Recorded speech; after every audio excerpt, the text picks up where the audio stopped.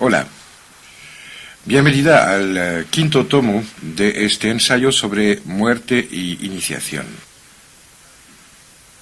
Volviendo a lo dicho en los anteriores 4 primeros tomos de este trabajo, recordemos que la primera hazaña, la primera cosa que ocurrió en la historia de la humanidad, el pilar, el eje inicial, fue que al mismo tiempo que una catástrofe, un cataclismo, azotaba este mundo nuestro, acabando con muchas formas de vida presente hasta entonces, al mismo tiempo decía que ciertas plantas desarrollaban fórmulas y estructuras totalmente nuevas para poder sobrevivir.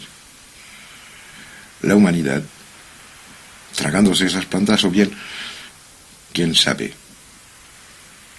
siguiendo también una secuencia de transformaciones parecidas, tuvo un crecimiento, no me atrevo a decir, un salto evolutivo vital. De repente, ciertos seres de estos abuelos nuestros proto-homínidos volvieron de la muerte. Y volvieron de la muerte con memoria de lo que había pasado del otro lado.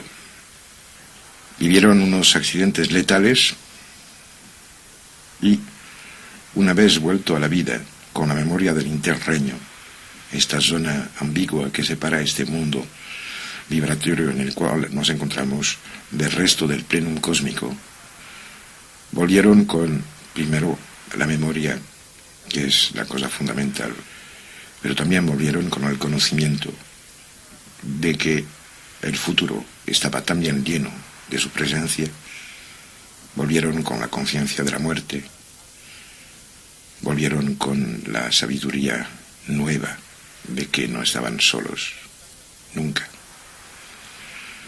De hecho, somos impermanentes, somos sometidos a la muerte, por lo menos esta forma física que habitamos desaparece. Constatamos también que los animales, ellos también son de manera provisoria sobre este planeta. Las plantas, los minerales mismos mueren. Sabemos ahora que la Tierra, este planeta, desaparecerá algún día, que el Sol se apagará y que el mundo y el universo se transformarán completamente. El ser humano, que es impermanente no solo porque su vida es breve, un atisbo en la eternidad, pero también porque cambia a cada minuto de su vida. Nunca somos los mismos. Claro, no se constata esto de un día por otro, más bien probablemente de 5 o 10 años en 5 o 10 años, cuando el recuerdo de nosotros mismos se enfrenta con la dura realidad del espejo. Volviendo a esos tiempos iniciales, ¿cuándo volvieron esos primeros iniciados, entre comillas? Es cuando aparecieron evidentemente las primeras técnicas iniciáticas. Ahí hay un problema enorme, porque solo 2 opciones existen. O bien es de esas experiencias seguidas una y otra vez, que por acumulación nacieron las primeras técnicas, los primeros sistemas de iniciación, o bien intervinieron algunas o alguna voluntad llegada de un plan superior totalmente desconocido por nosotros. El problema del primer maestro, sea este un proto-homínido vuelto a la vida después de muerto, o sea, el viajero que se recordaba su paso por los limbes, o bien voluntad exterior. Hay una pregunta absolutamente fundamental que plantear, y es la siguiente. Al momento en el cual ocurrieron esas primeras experiencias, existían ya esos otros niveles a los cuales la conciencia tiene acceso de todas maneras una vez que morimos, pero también a veces, y parece ser que últimamente cada vez más, a ciertos momentos de peligro orgánico o de destructuración física. Realmente estaban habitados esos niveles de realidad, y si lo eran, ¿por quiénes estaban habitados?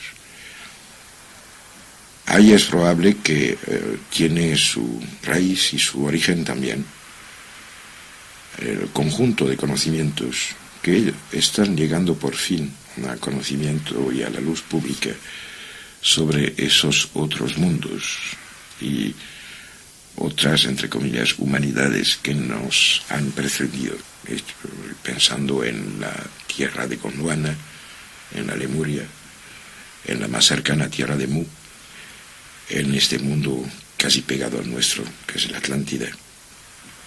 Y puede ser, si se escucha, una cantidad bastante grande de esos relatos que nos están hechos últimamente por los que vuelven hoy día desde el otro lado de la realidad, desde el primer peldaño de esta escalera sin fin de planes existenciales que llena el universo.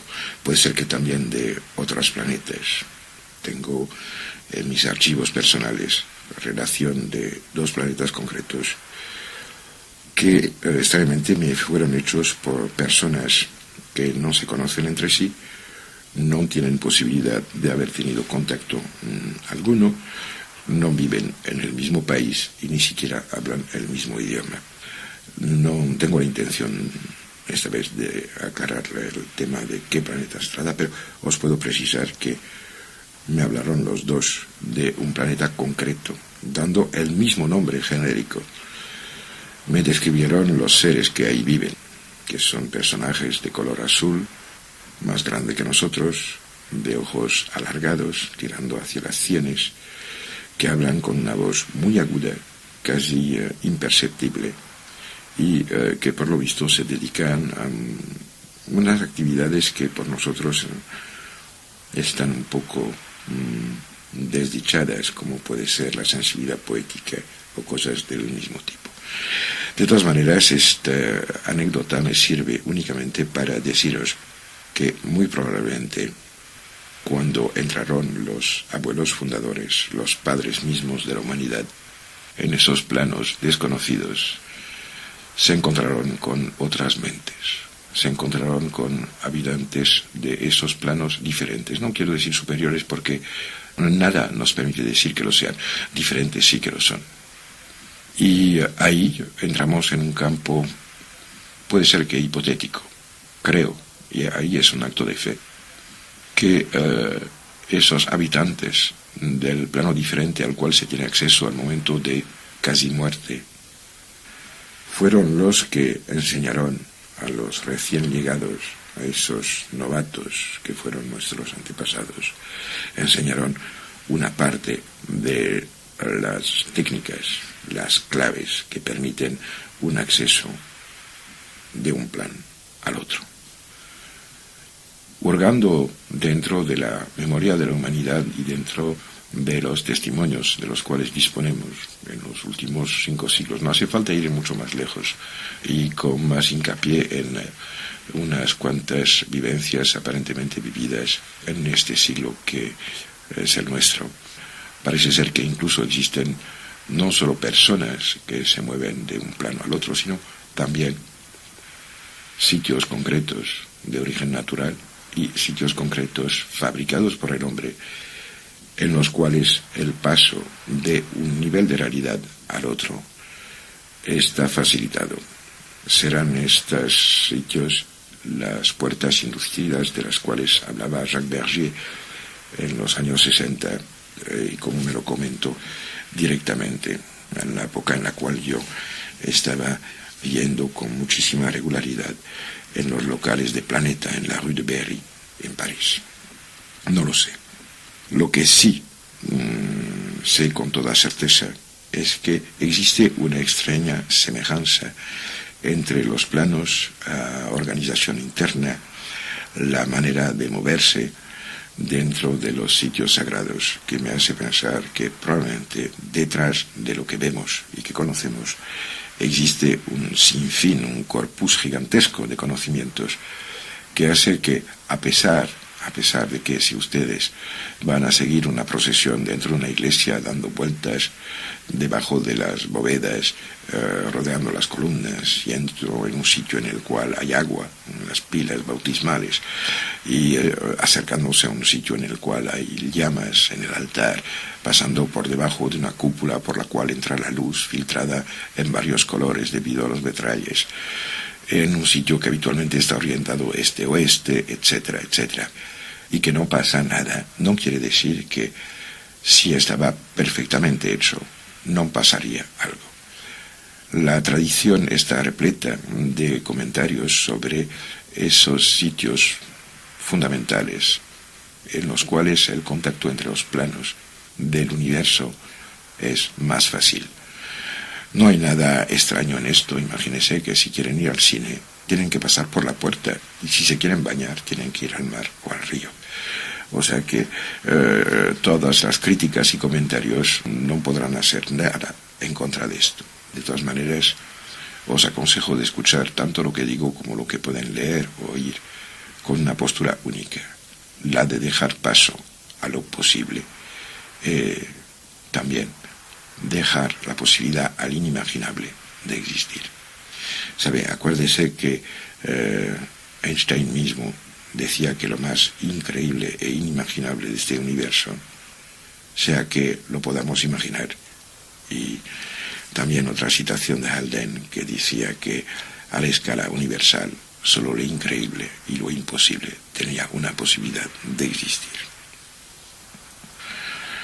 De todas maneras, lo únicamente evidente para mí es que la construcción de los cuerpos de datos iniciáticos de los cuales estaba hablando, así también como los eventuales encuentros con conciencias superiores a la humanidad, o solamente diferentes, o bien investidas de poderes espirituales, solo pudieron ocurrir posteriormente al desarrollo de esta conciencia humana muy nueva, y también posteriormente, antes de la conciencia humana, al despertar inicial de la capacidad protohumana de acceder a los otros planos de existencia con memoria, porque ahí hay que apuntar otro dato, y es el siguiente: todo lo que tenemos como referencias de esta época, no quiero poner en juego mis experiencias personales sobre memorias diferentes, apuntan hacia el hecho que en este interreño,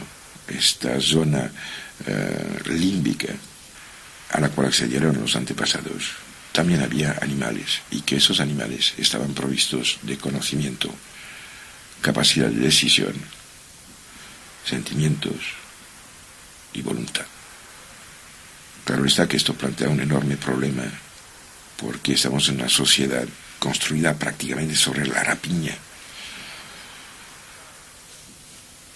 Imagínese la cantidad de animales que mueren cada día solo para alimentar una humanidad que, de hecho, podría muy bien sobrevivir sin recorrer a esto.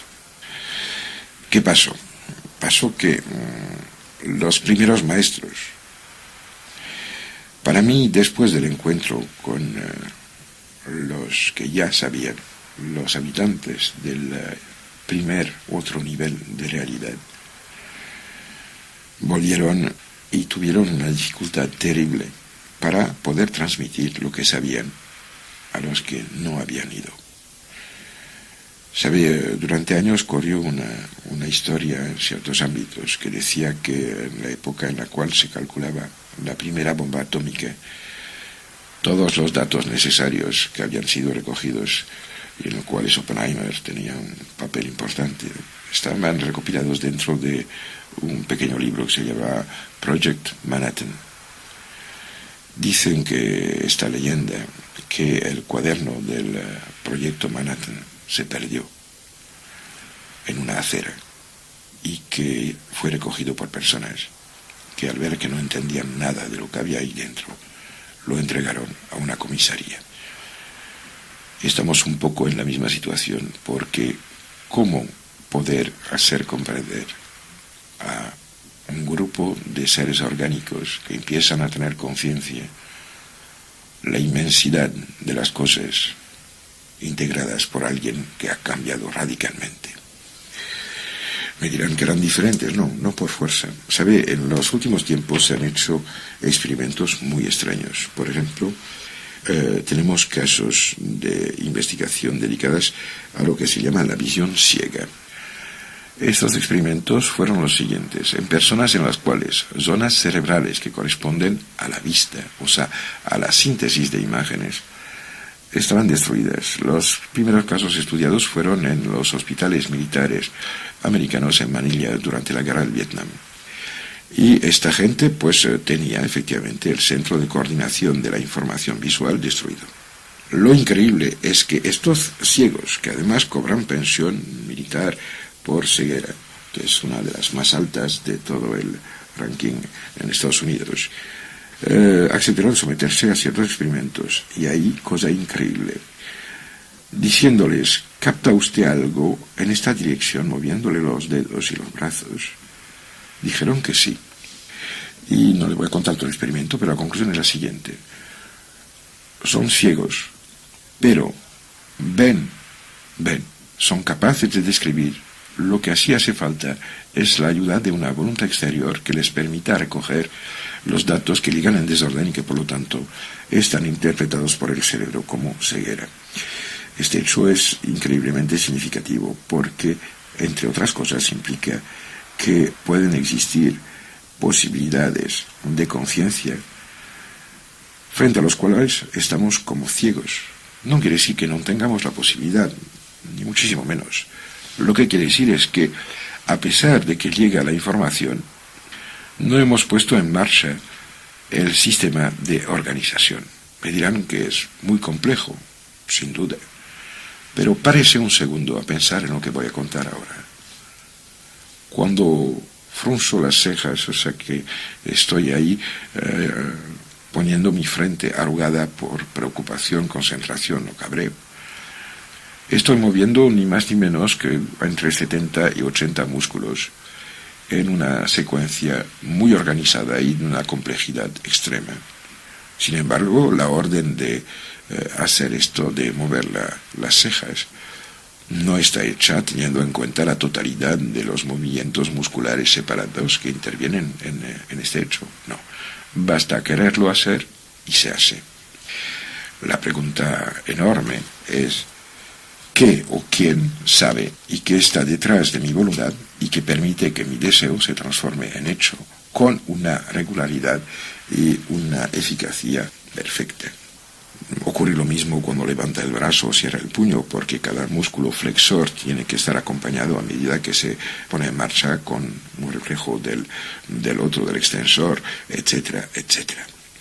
Sin embargo, vivimos dentro de ese cuerpo que ignoramos casi totalmente, teniendo solo conciencia de unas casi funciones simbólicas del mismo, y a pesar de esto lo utilizamos. El secreto de la voluntad humana, que para mí tiene su origen en el hecho de que no existimos únicamente en este plano, sino en varios otros, está probablemente a la origen de la dificultad de la cual hablaba. Volvían los padres fundadores provistos del conocimiento necesario para abrir la puerta a los demás, pero sus explicaciones no estaban entendidas. Y no lo fueron, y probablemente que esto duró muchísimas generaciones seguidas, una después de la otra.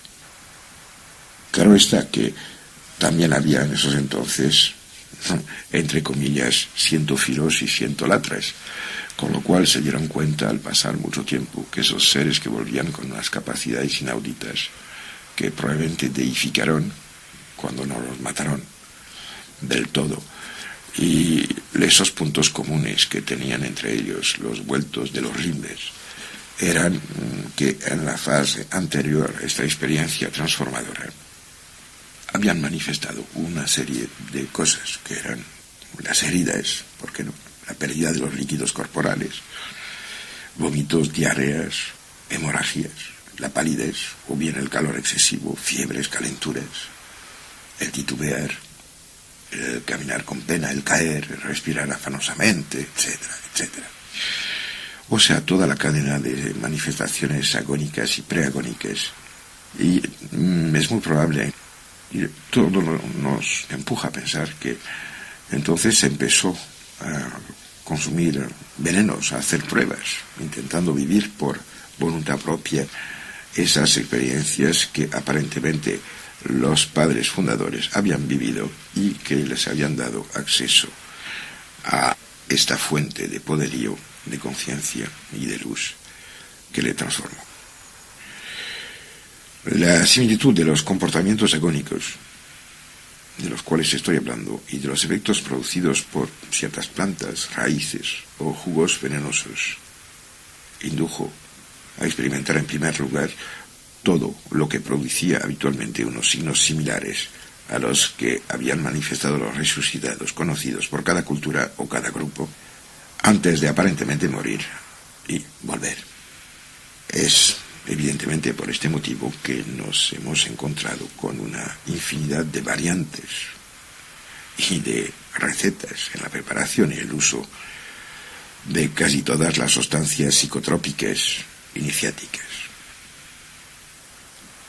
Amén de esto, es también de entonces que se puede fechar, datar el conocimiento de los venenos, que es probablemente uno de los más antiguos de las culturas humanas y uno de los primeros también.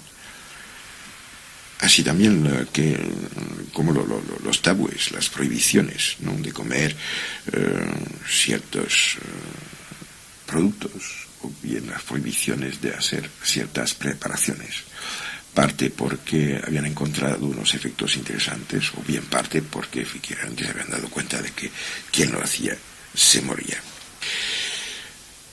A este punto de vista creo que es momento de dejar bien clara la diferencia que apunté ya en tomos anteriores. Es que no estoy hablando de productos alucinógenos en general, ni siquiera quiero considerar, cuando estoy hablando, las drogas que sean naturales o compradas en farmacia, de efectos placenteros o inhibidores de la realidad. Estoy hablando de estos productos atroces que tanta fama por mala suerte tienen hoy día y que para mí son una solemne mentira, una tradición, una perversión de un instinto innato del ser que lo empuja hacia la trascendencia y que son copias mal hechas de las formas normales del acceder a lo que es, de todas maneras, no lo duden nunca, nuestro porvenir en la luz y en el desarrollo interior. Lo que estaba en mi mente cuando les hablaba de esos productos eran los productos similares a los que aparecen en el cerebro humano, en la mente, pero teniendo en cuenta únicamente su existencia molecular y su existencia orgánica en ciertas circunstancias cercanas a la muerte y que son idénticas o similares a otras moléculas aparecidas en vegetales en medio del cataclismo que acompañó al nacimiento de la conciencia humana y el amanecer de su capacidad única para cambiar de nivel de realidad. Antes de acabar esta primera cinta del quinto tomo, quisiera manifestar una precaución necesaria. No tomen nunca nada para aumentar una cosa, un aspecto de su mente o de su actividad mental. No consumen nunca ninguna sustancia de la cual piensan que pueden esperar una alteración de su conciencia. Es una de las cosas más peligrosas que podrían hacer. Le garantizo que, a pesar de que cueste creerlo, solo siguiendo las indicaciones que aparecerán en las últimas cintas de este ensayo, solo con esto, y que no conlleva ningún tipo de peligro, podrán empezar a tener acceso a la fuente que después les servirá de guía para todo su porvenir, toda la trayectoria que seguirán, no lo duden nunca, en esta vida o en otras, y que los llevarán hacia esta realidad última que abarca a este universo y a muchísimos otros. Ahora dejan correr el ruido del mar, ruido fundamental de la vida, durante 1 minuto y medio, para aprovechar de la maravilla que nace de la paz íntima.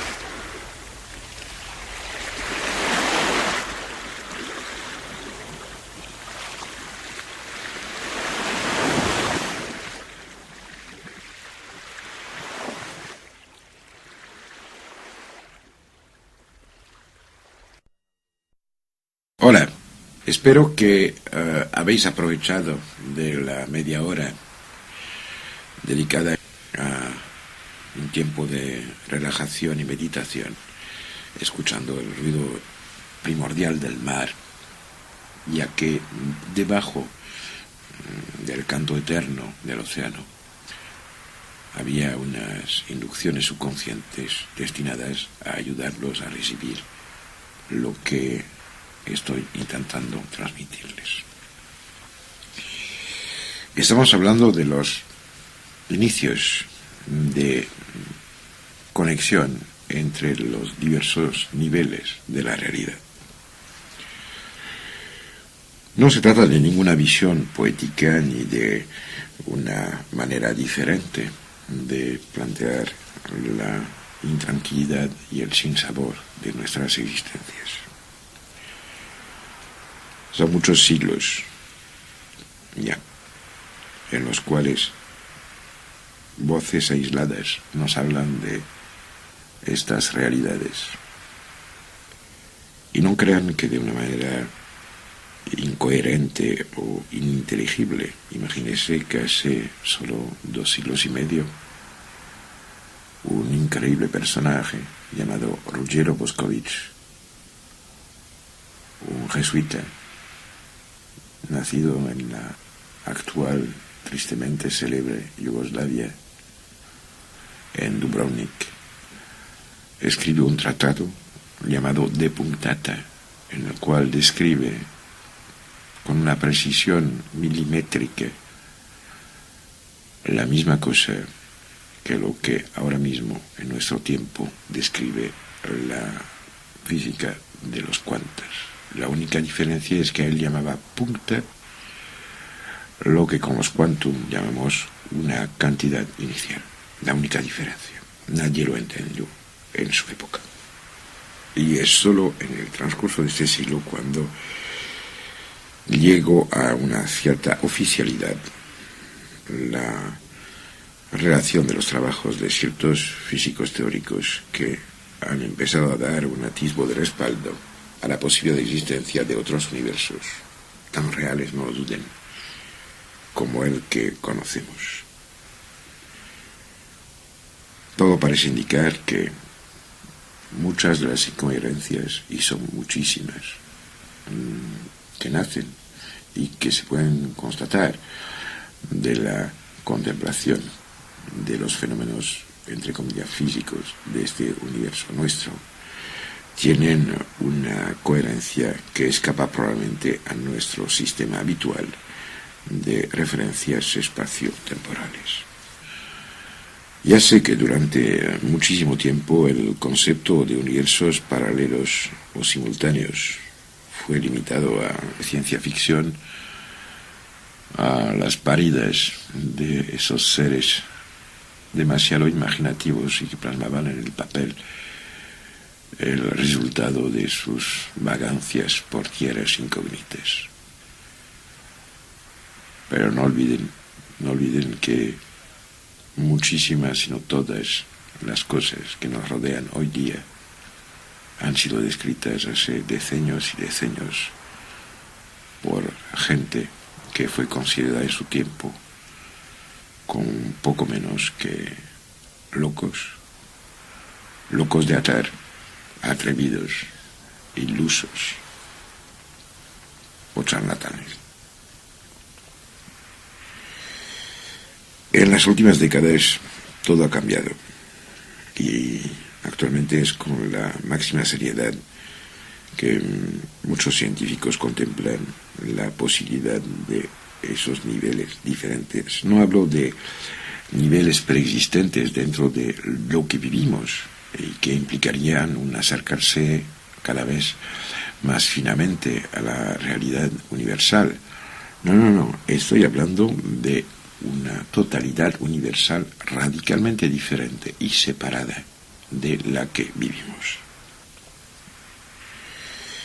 Evidentemente, los trabajos de los científicos no son de ninguna manera una referencia de seriedad o de verdad.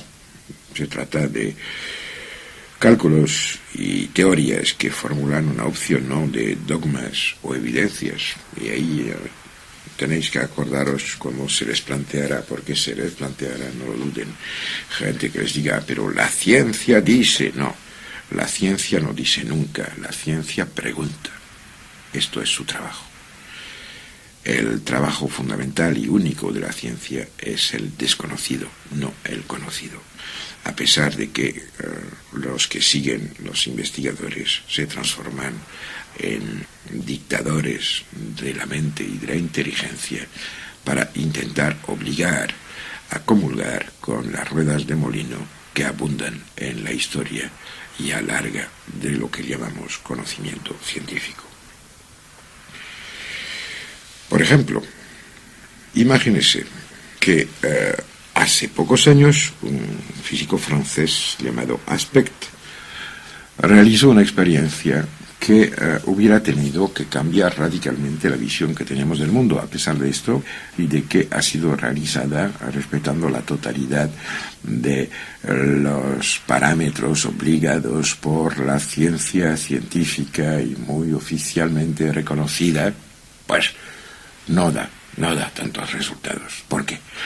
Pues porque molesta, porque obligaría probablemente, si se aceptaba del todo, a muchísima gente, y estoy hablando de los que mandan oficialmente al pensar, al saber, al conocer y al respaldar académico dentro de nuestras sociedades, les hubiera obligado a cambiar radicalmente de postura y buscar un sitio en el cual poner lo que están predicando para almacenarlo en el desván de las futilidades.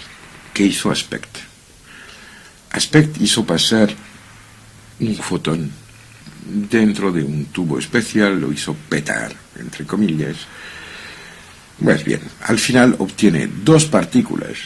Ahí Dios sabe si empezamos oficialmente a saber de partículas, que se van en direcciones opuestas. Pero resulta que esas dos partículas que se van en direcciones opuestas se van dentro de tubos súper controlados y que en uno de los dos se provoca una alteración, un campo electromagnético que altera el comportamiento espacial y las características de la partícula que en este sitio está viajando. Pues bien, la otra partícula que estaba en el otro tubo presentó al mismo tiempo la misma alteración.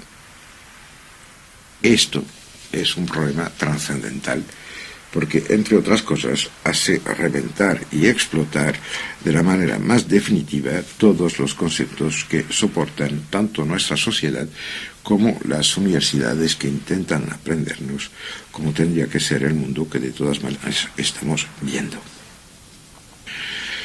¿Qué implica esto? Pues implica que cuando dos partículas han sido conectadas una vez, la conexión sigue existiendo a pesar de la distancia. Imagínese que esto ha pasado en unos tubos, claro, muy complejos y muy tecnológicos, en un laboratorio, etcétera, etcétera. Pero al final, nosotros estamos hechos, de momento, de materia. Esta materia está hecha efectivamente de partículas. Cada una de las partículas que nos compone, pues hace lo que hacen todas las partículas. Buenamente reacciona cuando la partícula hermana o las partículas hermanas están alteradas. No sé si se pueden imaginar lo gigantesco de estas implicaciones. Les voy a dar un ejemplo. Cada uno de nosotros tiene un padre y una madre, los cuales, a su vez, tienen también un padre y una madre. Y los padres y madres estos, que son nuestros abuelos primigenios, pues tienen también los suyos propios. Pues intenten coger un papel, ponen un punto arriba de una hoja muy grande, la más grande que encuentren, y pongan dos puntitos debajo, que sea su padre y su madre. Por cada uno pongan otros abajo y sigan esta repartición tanto como puedan para llegar al final de la página. Cada etapa de este movimiento es una generación. Y ahora, otro aspecto que hay que considerar.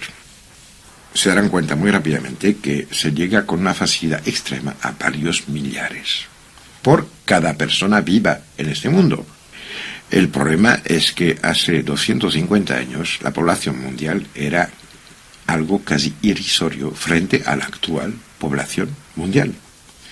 Si se hace este trabajo de coger padres y madres de cada padre y madre sobre 20 generaciones y que se tiene en cuenta la cantidad de gente que vivía hace 20 generaciones, la diferencia de número demuestra de que estamos todos, si no hermanos, por lo menos primos. También habría que añadir una cosa muy tonta. Uno de los que han vuelto del umbral de la muerte después de pasear por los niveles que empiezan en los limbes, en el umbral de este mundo intermedio, el más célebre de todos, estoy hablando de Jesucristo, respiró durante 33 años.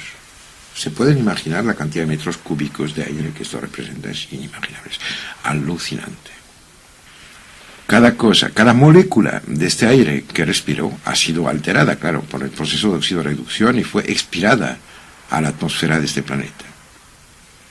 Pueden darse cuenta de que cada vez que inspiran se tragan entre 2 y 3 moléculas respiradas por Cristo y con la memoria de esta interacción.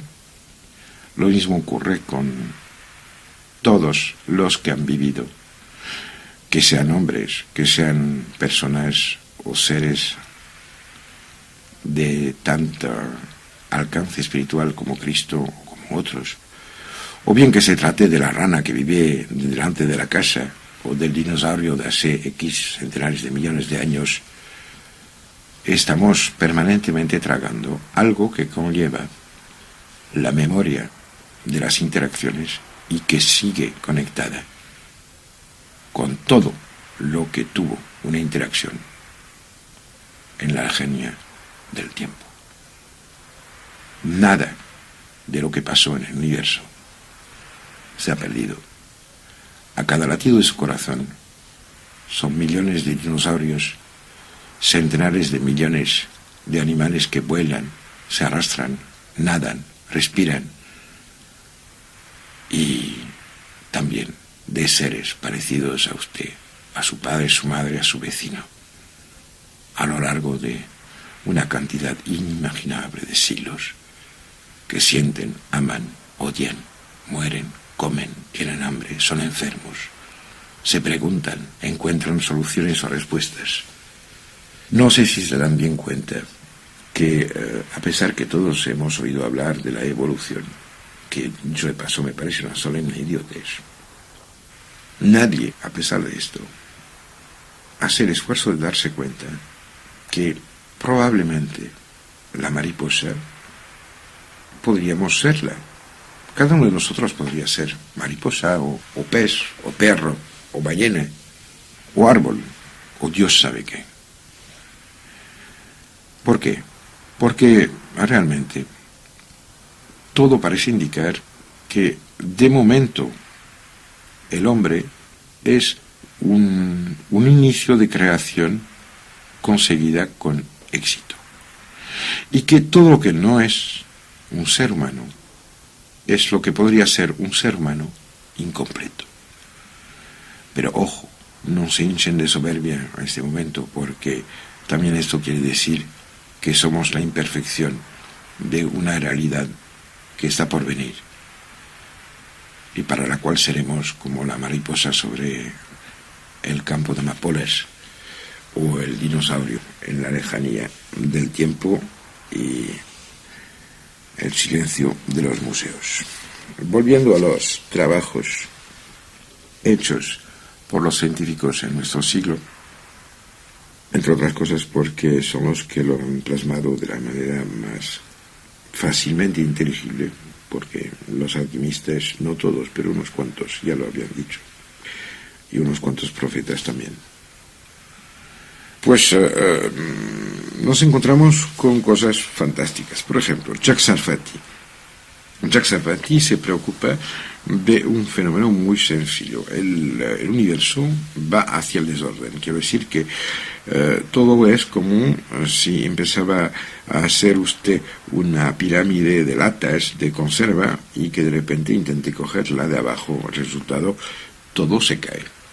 El universo más o menos va así. Cada vez que se multiplica la cantidad de elementos que se ponen en juego, la fragilidad del orden aumenta. Resultado, pues un proceso que se llama la entropía. La vida, frente a esta capacidad de ir hacia el caos, entre comillas, caos viene es una palabra griega que ha dado nacimiento a la palabra gas, que para los que se interesan en la alquimia puede ser una información de primera importancia. Esta tendencia de ir hacia el caos se enfrenta a una tendencia opuesta que es la vida. Efectivamente, la vida recoge elementos existentes en el universo exterior y los transforma dándole su organización, su orden personal, su mensaje que nace del ADN, o sea, el ácido desoxirribonucleico que lleva el mensaje de organización que nos permite existir. Pues bien, Jacques Sarfati empezó a hablar antes de Aspect. Aspect hace su experimento después de que Jacques Sarfati hable de su teoría. Y él formula su concepto como una transmisión supralumínica de negentropía. Vamos a aclararnos un poco. En los trabajos que rigen nuestro siglo, del punto de vista de la física teórica, el concepto de Einstein de que la energía igual a masa multiplicada por el cuadrado de la velocidad de la luz presupone que la velocidad de la luz es la velocidad magna posible en este universo. No es posible que algo vaya más rápido. Efectivamente funciona, tristemente, porque lo sabemos, porque Hiroshima y Nagasaki lo han demostrado y todas las animaladas hechas por los diferentes gobiernos desde entonces también, sin hablar de Chernobyl.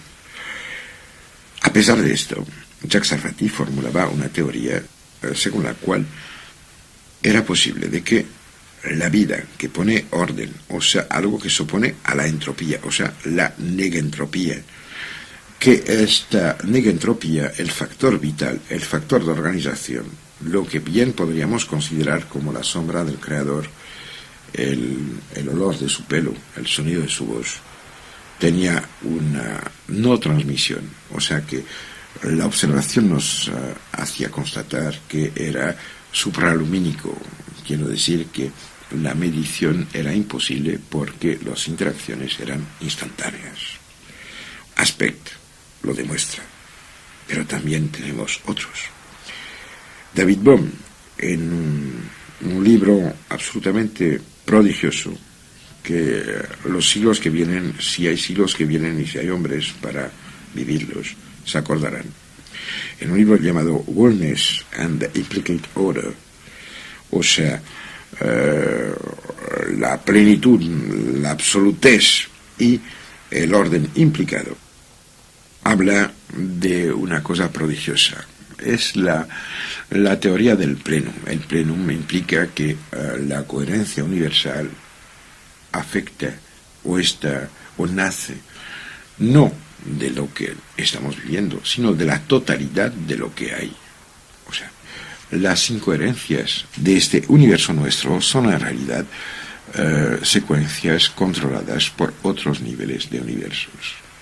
Para decirlo en palabras pobres, cuando David Bohm habla del plenum y del orden implicado quiere decir, si usted coge una hoja de papel y la dobla, la redobla, la redobla, etcétera, etcétera, acabará teniendo un taquito de papel con muchísimos pliegues. Imagínese que este cubito de papel plegado hacia el infinito lo corte, o bien que clave un alfiler a través de él y que considere que el paso del alfiler es este universo en el cual vivimos, nosotros. En realidad tendrá interacciones e intervenencias de una infinidad de otros pliegues diferentes. Y es muy probable que para poder entender de la manera más sana posible la realidad, última, pues sea necesario de desplegar este mensaje que nos entrega el alfiler clavado a través del redoblarse hacia el infinito del universo. El mismo David Bohm, cuando se le preguntó qué pensaba sobre este mundo y este universo en el cual vivimos, dijo: mira, si el plenum es un mar como el Mediterráneo, pues este universo nuestro es la huella que se evapora de una gota caída sobre una roca en una pequeña bahía aislada. Imagínese lo que se evapora de la huella de una gota. La realidad es el Mediterráneo y detrás de él las demás aguas de este planeta que se ve azul porque hay más agua que tierra, y detrás de esto también la estructura que implica a todas las aguas de este universo y de todos los que lo pueden acompañar. Pero no se paran las cosas ahí. Es evidente que uno de los problemas mayores que nos podemos plantear es evidentemente que parece ser que el tiempo aísla las cosas, que el concepto de antigüedad nace de la imposibilidad de volver a conectar con lo que permitió nacer a algo. Miramos una escultura de época griega y nadie puede ir a la Grecia de Sófocles o a la Grecia de Péricles para poder tener una conexión real. El turismo temporal es una cosa que nunca se contempla, pero que condiciona de la manera más radical el desarrollo de nuestros pensamientos.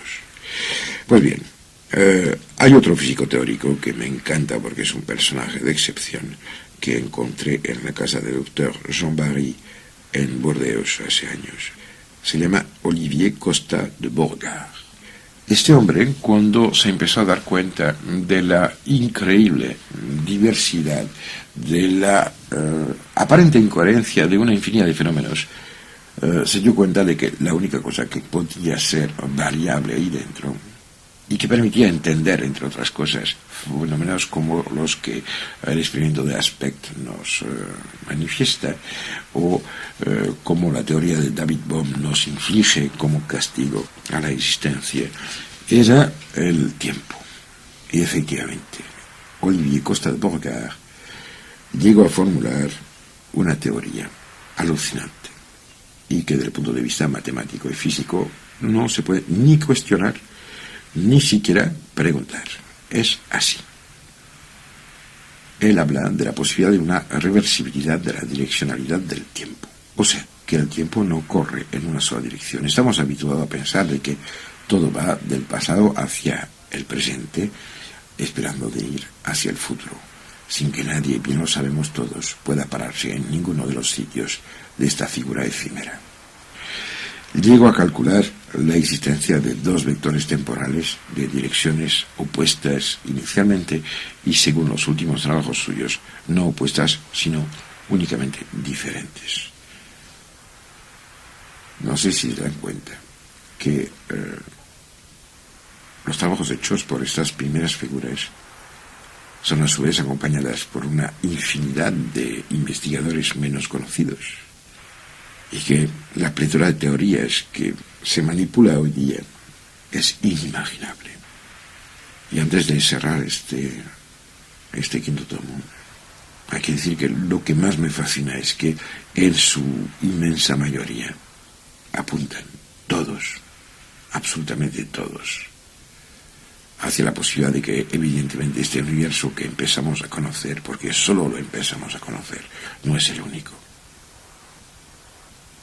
Creo que tanto la parte más eterna de Olivier Costa de Borgard, de David Bohm, de Jacques Sarfati, de Ruggero Boscovich y de muchos otros de los cuales no he tenido el tiempo de hablar, conectaron con el inicio de conciencia de esas otras realidades. Tuvieron la suerte de no tener que pasar por una experiencia letal de casi muerte para poder formular de manera inteligible esta intuición poética y fantástica. Muchos han muerto. Y en la lejanía del tiempo, cuántos exploradores de las realidades extrauniversales, extracorporales, extrahistóricas habrán muerto hasta que se adquiera un conocimiento aproximativo de los límites que no se pueden superar. Puede ser que quede una incógnita, pero la verdad os espera delante. Y antes de cerrar, si queréis ver a dónde van, no miren la luz, póngasela al lado. Porque si miren la luz, la sombra tapará el camino.